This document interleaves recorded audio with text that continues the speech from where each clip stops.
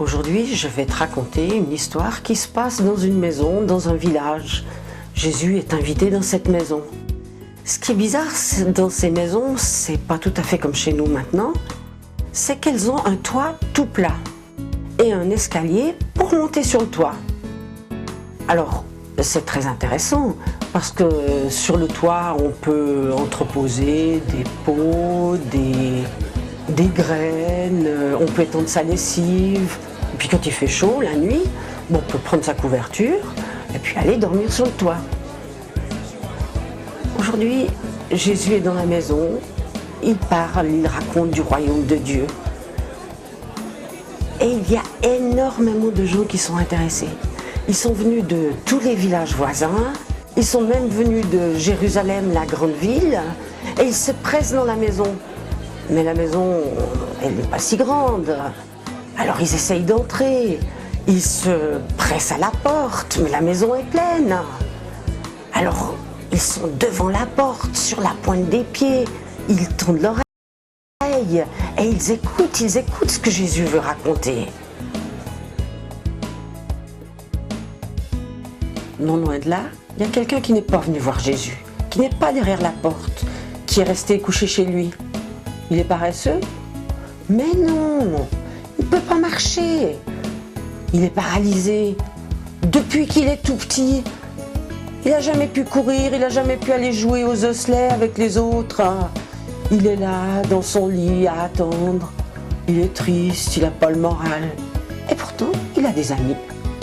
Oh voilà juste moi qui arrive en courant et qui lui crie « Dis donc, mon vieux, tu sais pourquoi il y a Jésus qui est tout près d'ici, dans une maison, on va aller le voir. » « Ouais, mais je peux pas marcher, je peux pas bouger, tu le sais bien. » « Mais c'est pas grave, je suis venu avec 3 copains, on va t'embarquer et on va t'amener voir Jésus. » C'est comme ça qu'ils ont pris le paralytique, ils l'ont installé sur sa civière avec une perche et ils ont commencé à traverser le village avec lui. Ouh, c'est pas une mince affaire, d'une part parce qu'il est lourd, il faut marcher ensemble, on peut pas marcher n'importe comment. Et puis, il est là, puis il râle, il dit « Tu crois que Jésus va s'occuper de moi ? Moi, tu sais, j'ai pas le moral. » Mais oui, on est convaincus. Tu sais, Jésus, c'est quelqu'un qui s'occupe des gens de n'importe qui. Ouais, mais tu crois que moi, tu sais, je suis paralysée depuis que je suis tout petit. Allez, t'en fais pas, on y va. Jésus, moi je crois que c'est le Fils de Dieu.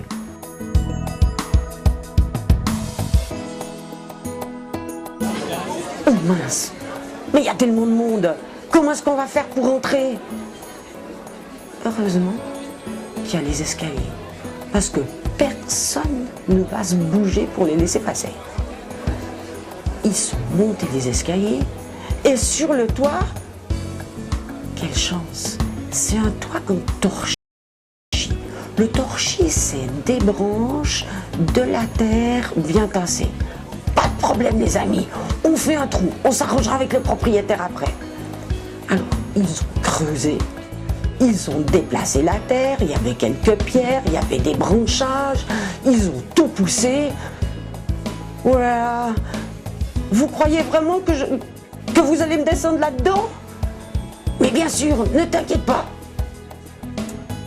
Ils l'ont pris, ils l'ont suspendu dans sa natte, ils se sont cramponnés solidement, il fallait le tenir fort.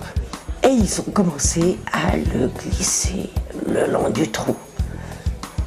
Allez, vas-y, t'inquiète pas, nous on y croit en Jésus, on a la foi.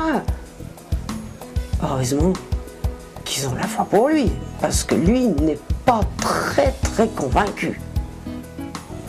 Alors les amis le glissent par le trou du toit. Ah, vous croyez que c'était simple de descendre d'un étage comme ça, paralysé dans une natte? Lui, il peut rien faire. Il se cramponne. Et puis il ne connaît pas Jésus. Il n'en sait rien, il ne l'a jamais vu. Qu'est-ce qu'il va dire? Et puis, je ne suis pas quelqu'un de bien. Si encore j'étais, je sais pas, sympa, pas énervé, peut-être qu'il s'occuperait de moi. Mais franchement, je suis souvent de mauvaise humeur. Oh là là, je suis pas si bien que ça, moi. Est-ce que Jésus va s'occuper de moi? Est-ce que Jésus va s'occuper de lui? En attendant, ceux qui s'occupent de lui, c'est les gens qui sont en bas. Ils le retiennent, il ne faut pas qu'il tombe par terre. Et puis il y a la propriétaire qui dit « Mais c'est pas vrai, qu'est-ce que c'est que ces sauvages qui ont fait un trou dans mon toit? Qui c'est qui va réparer maintenant ?» En attendant, le trou il est fait, le paralytique il descend, il arrive au pied de Jésus, tout inquiet, pendant que ses amis là-haut, eux, ne sont pas inquiets. Ils guignent, ils regardent, il va regarder ce qui va se passer.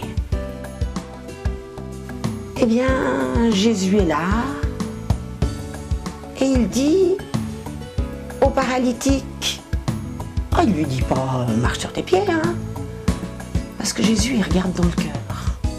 Et puis dans le cœur, il voit que ce pauvre homme, il est déprimé. Il a beaucoup de choses à se faire pardonner. Moi, j'imagine bien qu'il devait avoir un sacré caractère de cochon, même s'il était couché chez lui tranquille. Alors il le regarde puis lui dit « Écoute mon ami, tout ce que tu as fait de mal, c'est pardonné, c'est oublié. » Qu'est-ce qu'il est content le paralytique, c'est exactement ce qu'il attendait. Il comptait pas trop sur ses jambes, mais là c'est exactement ce qu'il attendait. N'empêche qu'autour de Jésus, il y avait des religieux de l'époque qui, eux, sont furieux, mais furieux de chez furieux. Et qui disent, mais c'est pas possible, c'est Dieu tout seul qui pardonne les péchés, qu'est-ce que c'est que ce Jésus?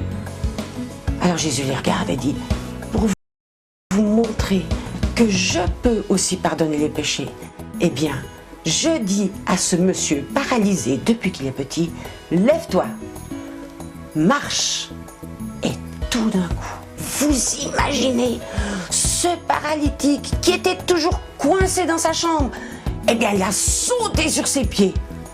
Oh, il est encore tout maigre, ça c'est sûr. Mais il a sauté sur ses pieds. Et il pouvait marcher. Quelle joie dans la maison. Quelle explosion. Tout le monde qui criait, tout le monde qui chantait, puis dehors qui criait. Qu'est-ce qui se passe? Qu'est-ce qui se passe? Mais il a guéri le paralytique. Et puis la propriétaire du toit troué qui disait, mais c'est pas grave, je suis content qu'il soit venu.